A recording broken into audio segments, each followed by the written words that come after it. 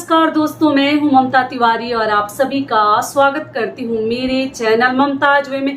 कैसे हैं आप सब? तो ये बताने के लिए कमेंट बॉक्स में जय माता दी हमेशा की तरह जरूर लिखें। तो चलिए दोस्तों, आज हम इस वीडियो में जानेंगे वट सावित्री व्रत को लेकर बहुत सारे आप लोगों के महत्वपूर्ण प्रश्न आए हैं, जैसे कि दीदी बरगद की टहनी नहीं मिलेगी तो पूजा कैसे करेंगे, किस वृक्ष की पूजा करें, साथ में व्रत के दिन सुबह से लेकर और व्रत तक दीदी हमें क्या क्या करनी है, बाद में टहनी का क्या करेंगे, पहली बार व्रत रखें या ना रखें, घर में कोई व्रत करता नहीं है और मुझे करने का मन हो रहा है तो मैं क्या करूं।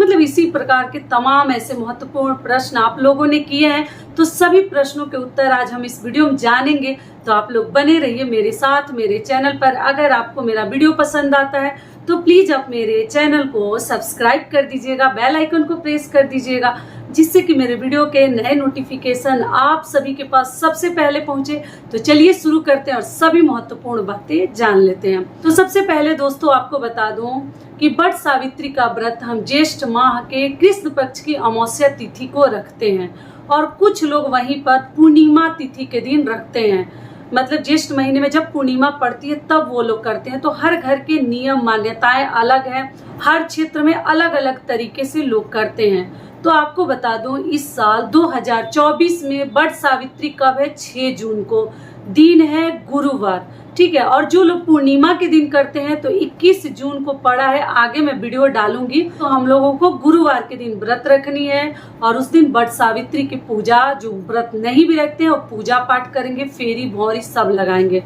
सबसे पहला आप लोगों का सवाल है और बहुत महत्वपूर्ण है। कुछ लोगों का कहना है कि दीदी इस साल जैसे कुछ लोग बोल रहे हैं कि व्रत नहीं उठानी है, शुक्र अस्त है तो हमें नहीं उठानी चाहिए। तो देखिए, सबसे पहले आपको बता दूं कि हमारे बिहार यूपी में, जैसे देखिए हर क्षेत्र का मैं नियम नहीं जानती, लेकिन आपको बता दूं बिहार और यूपी में केवल मलमास और अधिक मास को ही माना जाता है। उसमें हम किसी भी प्रकार के नया व्रत शुरू नहीं करते हैं, ठीक है। लेकिन अगर आपके क्षेत्र में शुक्र अस्त को माना जाता है, हम लोग शुक्र अस्त नहीं मानते, हम कोई भी नया व्रत उठाते हैं। अभी अधिक मास मलमास नहीं है, समाप्त हो गया, आपको मालूम ही है। 2023 में था, 24 में कुछ नहीं है। हम कोई भी नया व्रत हम लोग उठा सकते हैं। तो जिनके नहीं माना जाता, पहली बार आप लोग नया व्रत एकदम आराम से उठा सकती हैं। वहीं पर कुछ क्षेत्रों में जैसे कई ऐसे राज्य हैं जहां पर शुक्र अस्त को मानते हैं, तो मानते हैं। अगर आपके यहाँ नया व्रत नहीं शुरू किया जाता है तो आप लोग बिल्कुल मत कीजिएगा, क्योंकि ये देखिए सुहाग का व्रत है, कभी हमें रिस्क नहीं लेनी चाहिए। तो आप अपने घर की मान्यता के अनुसार ही कार्य कीजिएगा, क्योंकि किसी घर के नियम कानून को छेड़छाड़ करना, उससे अलग होकर कार्य करना बिल्कुल सही और उचित नहीं है।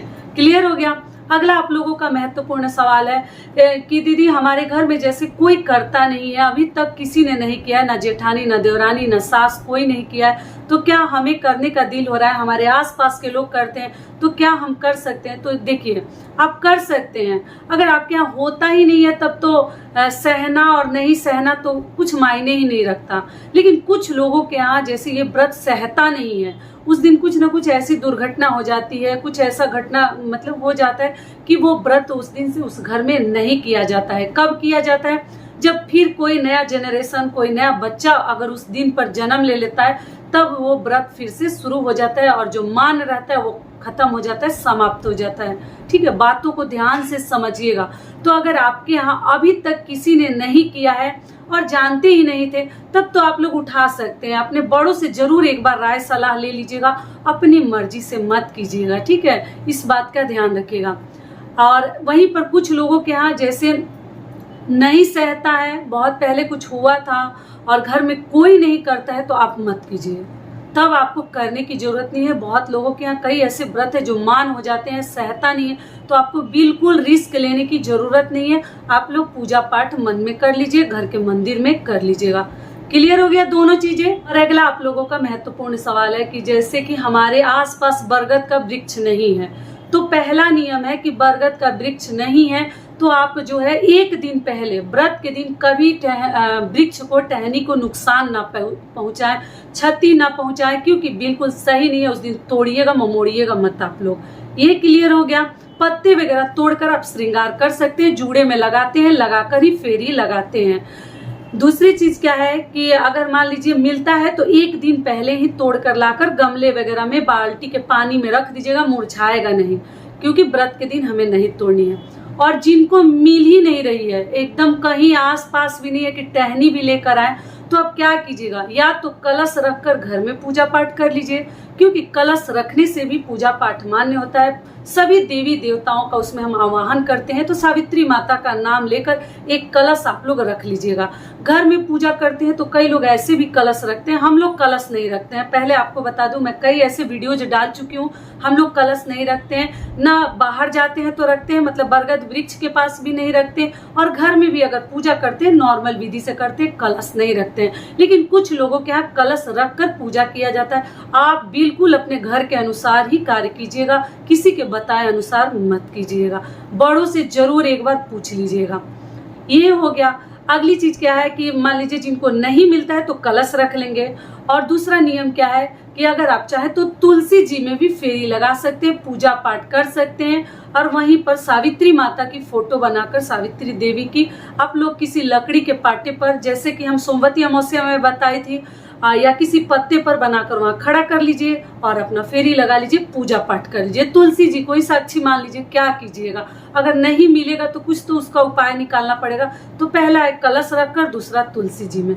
क्योंकि बहुत दिनों से आप लोग ये मतलब प्रश्न कर रहे, दीदी बताइए नहीं मिल रहा है क्या करें, तो सोचिए, देखिए ऐसे तो टाइम है, फिर भी बता दे रही हूँ। और अभी से ही आप लोग पूछ रही है शिवरात्रि कब है दीदी, मासिक शिवरात्रि कब है, तो ऐसे 4 जून को है। मैं आगे वीडियो डालूंगी, लेकिन आशा करती हूँ शायद 4 जून को पड़ा है। ये हो गया। अगला आप लोगों का प्रश्न है कि अगर हम पूजा पाठ कर लेते हैं तो फिर टहनी का क्या करेंगे। तो आपको बता दूं कि टहनी को आप लोग ले जाकर ऐसे जगह पर रखिएगा, अपने समझदारी से। देखिए, हम चाहें तो क्या नहीं कर सकते हैं कि कहीं सड़क पर, बीच राह में, ऐसे वैसे, आप लोग तो ऐसे ही बहुत समझदार हैं, तो ऐसी जगह तो हम खुद ही नहीं फेंकेंगे। जिस वृक्ष की, जिस तने की हम पूजा किए हैं टहनी की, और फिर ऐसे उल्टे सीधे जगह पे हमें नहीं फेंकनी है। ऐसे झाड़ी जंगल में कहीं रख दीजिए जहां किसी का पैर न पड़े। क्लियर हो गया। क्योंकि आप लोग इतने छोटे छोटे आप लोगों के डाउट्स रहते हैं और क्वेश्चन आप लोग करती हैं ना, कि सोचिए कि बताना बिल्कुल जरूरी है। ये हो गया। और देखिए, गर्भवती महिलाओं के लिए या और भी जो पूजा से संबंधित नियम विधि है, 2-3 वीडियो में डाल चुकी हूँ, आप लोग चेकआउट कीजिएगा। पिछले साल के भी वीडियोज हैं, पूजा विधि करके दिखा चुकी हूँ। हर चीज आप लोग केवल ममताज वे चैनल सर्च कीजिएगा, बट सावित्री, आपको सभी प्रकार के वीडियोज मिलेंगे। और आप लोग करती भी हैं, कहती हैं दीदी हमें मिल गया वीडियो, बहुत खुश होती हैं। तो चलिए, बहुत अच्छी बात है। अब चलिए जान लेते हैं आप लोगों का अगला महत्वपूर्ण सवाल है, दीदी नया कोरा साड़ी चूड़ी क्या पहन सकते हैं। तो देखिए, आप चाहें तो पहन सकती हैं, अगर आपके यहाँ पहन कर किया जाता है तो, लेकिन ऐसा कुछ नियम नहीं है कि इस व्रत में हमें कोरा ही पहननी चाहिए। आप पहनी धुली हुई साड़ी कपड़ा भी पहन सकते हैं। ध्यान रखिएगा, अगर आपका शादी का टीका है, जिनके पास है, तो जरूर उस दिन पहने, और ज्वेलरी आप पहने ना पहने, शादी का टीका और शादी की जो चुनरी होती है ना, जो ओढ़ कर हम आते हैं, वही सब चुंदरी और टीका आप लोग जरूर पहन लीजिएगा। बाकी चीजें आपकी मर्जी के ऊपर है। 2 श्रृंगार जरूर कीजिएगा, क्योंकि वो चाहिए उस दिन। नहीं है तो नया चुनरी भी आप लोग खरीद सकते हैं। आप लोग पूछे दीदी नया ले सकते हैं, गांव में है तो जी ले सकते हैं। सिंदूरा है, सिन्होरा है, तो आप लोग उस दिन उसी से सिंदूर लगाएं। अगर वहां ले जाते हैं तो ले जाइएगा, नहीं ले जाते हैं तो घर में ही रखिएगा। नाक से लेके मांग तक सिंदूर लगाते हैं। सभी बातें कहकर समझा चुकी हूँ, हर वीडियो में बताऊंगी, वीडियो बड़ा हो जाएगा। देखिए, कोई आ भी गया। अगला आप लोगों का महत्वपूर्ण सवाल है, दीदी जैसे हमें कुछ प्रॉब्लम है तो क्या हम जैसे व्रत में मेडिसिन वगैरह ले सकते हैं, और व्रत कितने प्रकार से रखने में बता चुकी हूँ। आप पूजा पाठ करके फेरी लगाकर आप शुद्ध सात्विक भोजन भी कर सकते हैं। आप लोग फल फलाहार पे भी व्रत रख सकते हैं। और तीसरा नियम है कि एक समय मीठा भोजन करके भी आप लोग व्रत रख सकती हैं। तो मेडिसिन की बात रह गई, तो देखिए, किस भी व्रत में हम कुछ खाते पीते हैं, उस व्रत में आप लोग मेडिसिन ले सकती हैं। अगर बहुत अधिक आवश्यकता है तो जरूर ले लीजिए, कोई दिक्कत नहीं, आप दवाइयाँ खा सकती हैं। अगला आप लोगों का प्रश्न है, दीदी सुबह से लेकर और दोपहर तक हमें क्या क्या करनी है। तो देखिए, आगे ऐसे वीडियो डालूंगी, अभी समय है, फिर भी समझा दे रही हूँ कि सुबह सवेरे जितना सुबह हो सके आप लोग जाकर फेरी लगा लीजिएगा। उसके बाद से आप मतलब अच्छे से तैयार होकर जाइएगा। पैरों में महावर वगैरह लगाकर जितने श्रृंगार आपसे हो पाता है जरूर कर लीजिएगा। चना वगैरह एक दिन पहले ही भिगो कर रख लीजिएगा, क्योंकि चना चढ़ाया जाता है, काला वाला चना भिगो कर रख लीजिएगा। और फल फलहार पंखा ये सब चीजें टोटल आपकी इच्छा है, क्या चढ़ाना चाहते हैं, क्या चीजें मिली हैं, कौन सी चीजें नहीं मिली हैं, उसके अनुसार आप लोग एक दिन पहले ही शाम को पूरा अपना डाला जो है डाली सजा लीजिएगा, या आप किसी बैग में भी रख सकती हैं। पूजा की सामग्री केवल अलग ले लीजिएगा, फूल सिंदूर सब कुछ ले लीजिएगा। और आप जो है बिना जल ग्रहण किए भी आप लोग जाकर फेरी लगा सकती हैं। और मान लीजिए नहीं रहा जाता है तो ठीक है, आप लोग जल ग्रहण करके भी बिना कुछ खाए पिए फेरी पहले लगा कर आ जाइएगा। 11, 21, 51, 108 जितना आपसे होता है उतना आप लोग जरूर जाकर लगा लीजिएगा। ये हो गया। और वहां से आने के बाद आप लोग पूछे हैं दीदी पति को प्रणाम कब किया जाता है, सुबह में या शाम को? तो जी नहीं, अगर घर में आपके पति उस समय है तो पूजा करके आकर सबसे पहले पति का चरण स्पर्श करते हैं, पंखा जो लाते हैं उसको झेलते हैं, चंदन तिलक जो भी आप लोग वहां से लाई हैं, सिंदूर वगैरह मतलब रोली वगैरह लगा दिया जाता है, लगाकर चरण स्पर्श कर लिया जाता है, आशीर्वाद ले लिया जाता है। उसके बाद जो है आप लोग कोई भी अपना कार्य कर सकती हैं, फल फलहार कर सकती हैं, लेकिन ये कार्य आते ही किया जाता है, ठीक है। और मान लीजिए आप मंदिर में पूजा पाठ नहीं की है तो वहां से आकर भी कर सकती हैं, क्योंकि बहुत अधिक भीड़ हो जाती है तो मंदिर के साफ सफाई करके आप लोग जा सकती हैं, आकर भी वापस पूजा कर सकती हैं या करके जाइए। टोटल आपकी इच्छा है, जितना ही करके जाइएगा उतना ही आपके लिए आराम रहेगा। और आकर डायरेक्ट आप कुछ न कुछ खा सकती हैं, फल वगैरह वहां से जो भी प्रसाद आप लाती हैं बच्चों को भी दे सकती हैं, पति को भी दे सकती हैं, और आप खुद भी खा सकती हैं। आशा करती हूँ सभी बातें अभी आप लोगों के समझ में आ रही होगी। और दोस्तों आप सभी से एक छोटी सी रिक्वेस्ट है, अगर वीडियो पसंद आता है तो चैनल को पक्का सब्सक्राइब कर दीजिएगा और वीडियो को लाइक कर दीजिएगा, क्योंकि आपके एक लाइक से हमें बहुत अधिक हिम्मत और प्रेरणा मिलती है, तो जरूर कीजिएगा, ठीक है। तो यही सब कार्य हमें करने हैं। उसके बाद से आप लोग जो है अमावस्या का दिन है, ध्यान रखिएगा कि रुई की बाती वगैरह ना जलाएं। और कई लोग रुई के गद्दे पर भी नहीं सोते हैं, लेकिन इतना सब बचाने की जरूरत नहीं है। अब जितना बचता है, जितना आपसे होता है उतना ही कीजिएगा, एक्स्ट्रा करने की जरूरत नहीं है, तबीयत खराब करने की जरूरत नहीं है।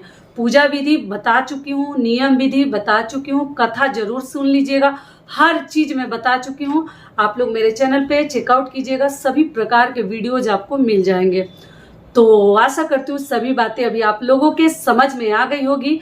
तो ये वीडियो मेरा यहीं तक का था, फिर मिलती हूँ एक नए वीडियो में। तब तक के लिए नमस्कार, स्वस्थ रहिए, सुरक्षित रहिए और जहाँ कहीं भी रहिए खूब खुश रहिए। धन्यवाद।